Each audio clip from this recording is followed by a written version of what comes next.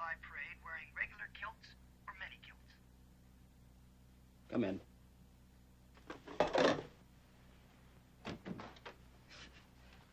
When are you going to grow up, Norman? Oh. Well, I prefer the mini kilts myself, Stephen. Anything else on your collective mind? Oh, yeah. I understand you want Norman to testify against Grandfather. You've jumped to a faulty conclusion. Let's be honest for once, huh? You want to prove the old man's incompetent so you can have that new will thrown out. The new will is the product of a twisted mind. According to you. According to me. Of course, according to you, everything's perfect. You win the daily double. His fortune and my wife. What I meant was, the old man's will is the old man's business. I don't care if he wants to take his money and leave it. Look, Norman needs the money, if you stop to think about it. Rita's sick, remember? Very sick. Last time you said that with a little more feeling. Why don't you try it again, Stephen, from the top?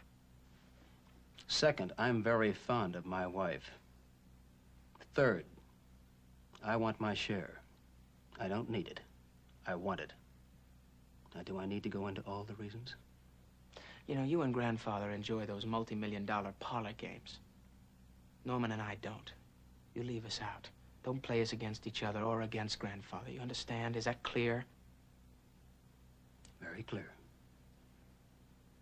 And very childish and very stupid. Well, that's our problem, brother. If you're serious about washing your hands of the whole matter, you're in fact joining my camp, you know. How do you figure that? Well, if I take the old man into court, surely he'll want his grandsons, his legitimate grandsons, to testify on his behalf. At least the court will expect you to. Not by refusing you. No dice, Stephen. Grandfather's defended himself and his fortune against people like you for about 70 years. He didn't need us then. He doesn't now. We'll see.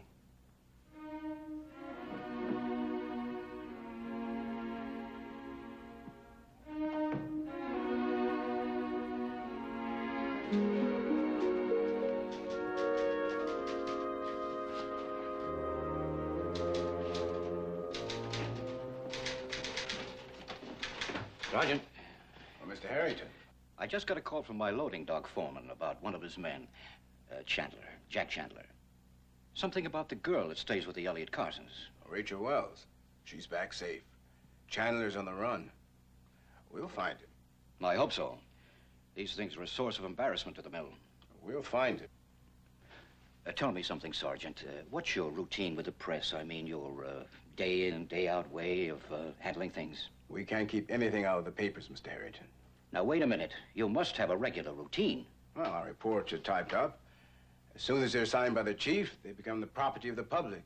Well, what I mean is, do you or does any officer on duty go out of his way to call the papers? No. These so-called reports, they are available to be looked at. If the press doesn't care, this department doesn't care.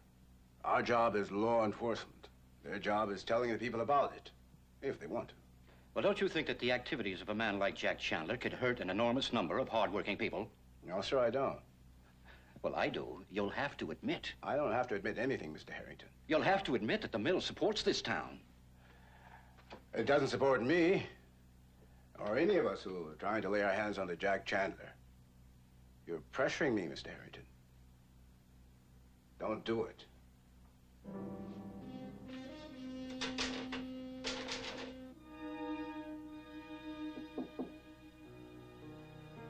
It's open.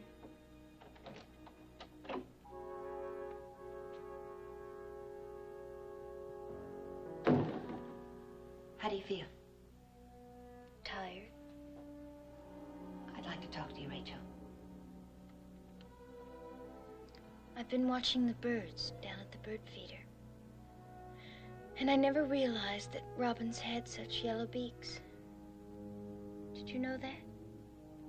How yellow their beaks are? I never did. I guess that's because whenever someone thinks of a robin, they think of the red breast.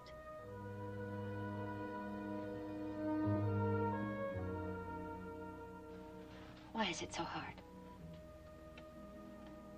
What? To talk. I know it isn't pleasant, Rachel. What if Chandler did anything or said anything? I told you everything, just like it happened. It's wrong to withhold anything from the police that might help them locate him. Is that what that policeman said, that I lied? Not exactly. Yes, he did. He said I lied, and you believed him because I lied to you before. He didn't say that you lied. He just told us some things that were different from what you told us. About last night? Yes. What did he say? He said there couldn't have been a train at that crossing. It hasn't been used in over 2 years. I didn't say there was a train. I said he stopped at a train crossing. That's all. I didn't say there was a train. I don't know why he stopped. Maybe out of habit. I don't know. I just got out and ran. You don't believe me, do you? I want to. But you can't. Because of before.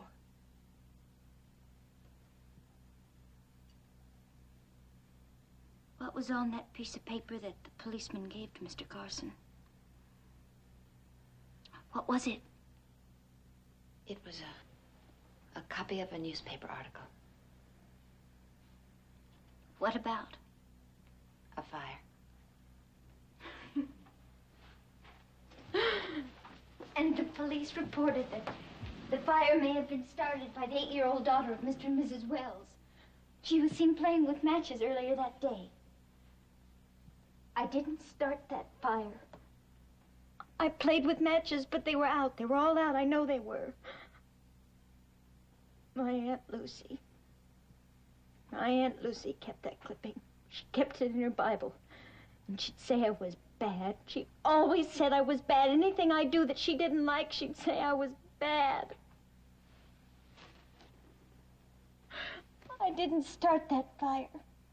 I loved them. I didn't. Why did he have to dig it up? It was all over. Who? Chandler?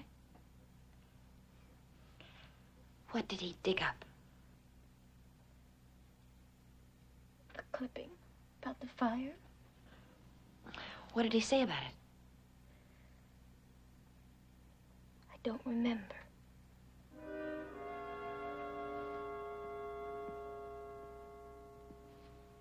I think you do. He just said he'd tell everyone and that you wouldn't want me to come back here anymore. We've seen it. Nobody's asked you to go away. What is it that you won't tell me about Chandler? That you've never told me?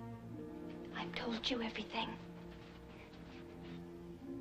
Let's see, what have you told me?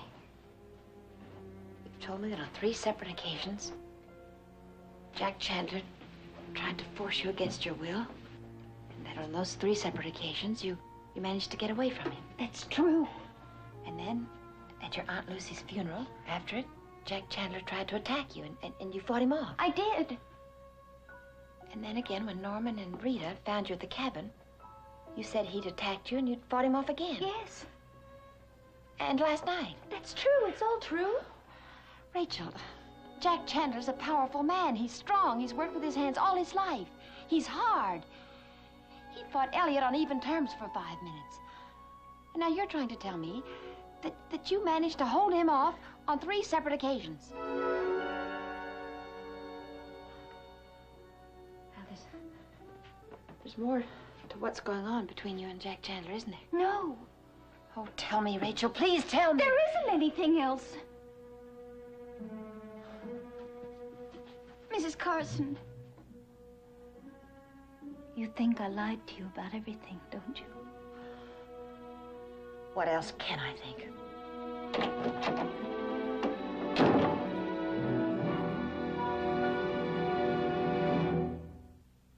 Preview from the continuing story of Peyton Place. I'm Mrs. Cord. You don't understand me either. And it's just too late to start trying. Is it? Let me talk to her. She's holed up in that room like some animal, no matter hiding from the hound. What reason do you have to hurt these people?